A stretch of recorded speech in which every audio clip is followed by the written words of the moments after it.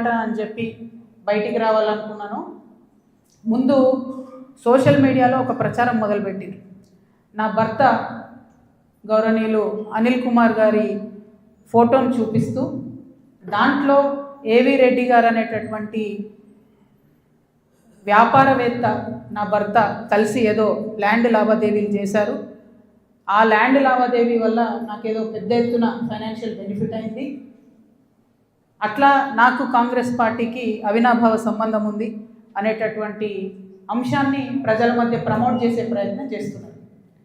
ఈ వెకిలి ప్రయత్నాలు చేస్తున్నటువంటి గుంటనక్కలందరూ కూడా నేను చెప్తా ఉన్నా, నేను ఇంకా మీ చిట్టా విప్పడం ప్రారంభించలేదు, ఓన్లీ టాస్ వేసిన అంతే. ఆ టాస్కే ఇంత భయపడితే ఎట్లా మీరు? ముంగటి ఇంకా టెస్ట్ మ్యాచ్ ఉంది మామూలుగా అనుకుంటారే ఇది కథ. జస్ట్ టాసే, ఇప్పటికే గెలిచినాం ఆల్రెడీ మేము జాగ్రత్తలు. ఎందుకు భయపడుతున్నారు మీరు ఇంతగా? ఏమన్నాడు నా భర్త? మీరు అధికారంలో ఉన్న 10 ఏళ్ళలో ఎన్నడన్నా వచ్చి మిమ్మల్ని ఒక పని అడిగినామా మేము? ఎక్కడన్నా ఎప్పుడన్నా ఒక ఫేవర్ అడిగినామా మిమ్మల్ని? ఒక్క విషయంలో అన్నా అవుట్ ఆఫ్ ద వే పోయి ఏ ఒక్క మంత్రితోని కానీ, కేసీఆర్ గారితో కానీ, కేటీఆర్ గారితో కానీ, హరీష్ రావు గారితో కానీ, నా భర్త కానీ, నేను కానీ ఏమన్నా ఫేవర్ తీసుకుని ఉంటే చెప్పండి, దమ్ముంటే చెప్పండి. ఊరుకుంటుంటే తమాషాలు చేస్తున్నారు. మీరు వెకిలి ప్రయత్నాలు మానుకోండి. నేను మీ మీద చేసినటువంటి ఆరోపణలకు మీకు దమ్ముంటే, సిగ్గుంటే, ప్రజాస్వామ్యంలో ప్రజల మధ్యలో ఉండాలనుకుంటే జవాబు చెప్పండి. అంతేగాని నా మీద మొరిగేటటువంటి వాళ్ళందరినీ వదిలిపెట్టి ఏది పడుతుంది మాట్లాడితే నేను చూస్తూ ఊరుకుంటాను అనుకోవద్దు. నేనేం తప్పు చేయలేదు. బీఆర్ఎస్ ఉన్నటువంటి అధికారంలో ఉన్నటువంటి 10 సంవత్సరాలలో ప్రభుత్వం నుండి నేను ₹1 కూడా లాభం పొందలేదు. మీరు చేసినటువంటి అక్రమాలన్నీ నా మీద ఆపాదిద్దామని చూసుకుంటే నేను ఊరుకునే వ్యక్తిని కాదు.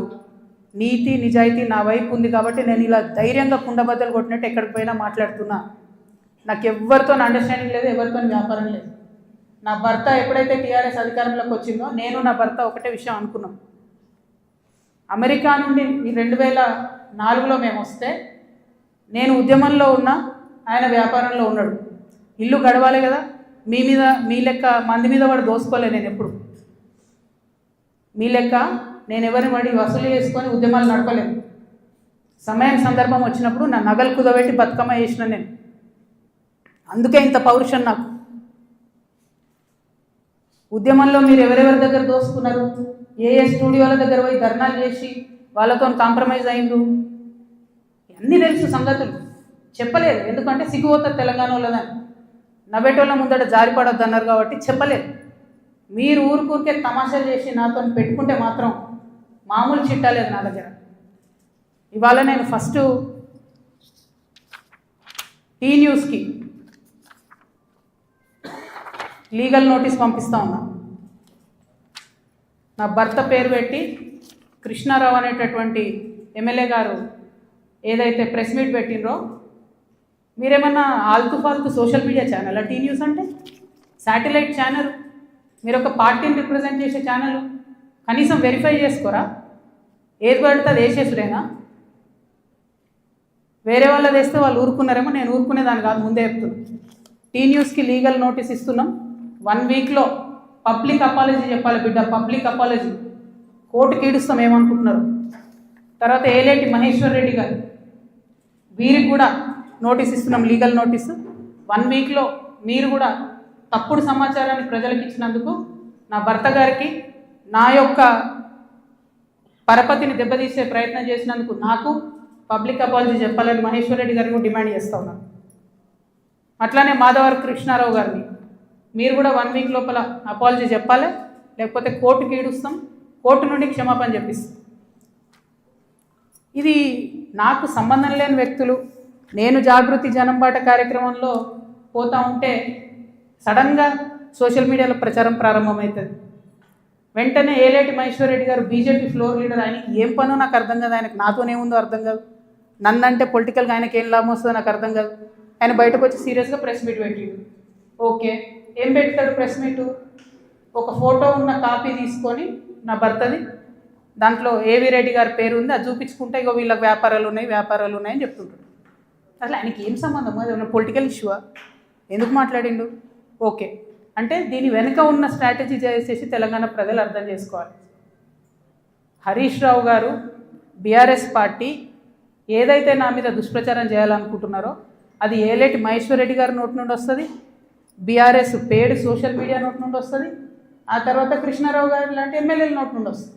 అంటే వీళ్ళందరూ ఒక స్ట్రాటజికల్గా ఏంటంటే ఆడపిల్ల బయట తిరుగుతుంది, ఈమెకు అన్ని విషయాలు అర్థమవుతున్నాయి, ప్రజలు వచ్చి చెప్పుకుంటున్నారు, బాధితులు వచ్చి చెప్పుకుంటున్నారు, ఈమె ఇంకా చెప్తే భయం అవుతుంది, మాకు ఇబ్బంది అవుతుంది అని చెప్తున్నారు. నేను మీలాగా పారిపోయే పిరికిపందని కాదు. మీరు ఏదైతే నా భర్త ఫోటో చూపించి మాట్లాడుతున్నారో ఆ ల్యాండ్కి సంబంధించి ప్రతి ఒక్క విషయాన్ని ఇవాళ నేను తీసుకొని వచ్చిన. ఇవాళ నేను ఎట్లా ట్రాన్స్పరెంట్గా క్లారిటీ ఇస్తున్నానో నేను చేసే ఆరోపణల మీద మీరు కూడా అట్లనే క్లారిటీ ఇవ్వాలని చెప్పి నేను డిమాండ్ చేస్తూ ఉన్నాను.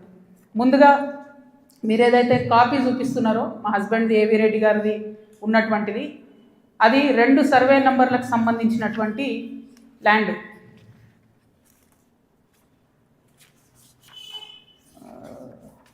బ్రీఫ్ రవీంద్రబాబు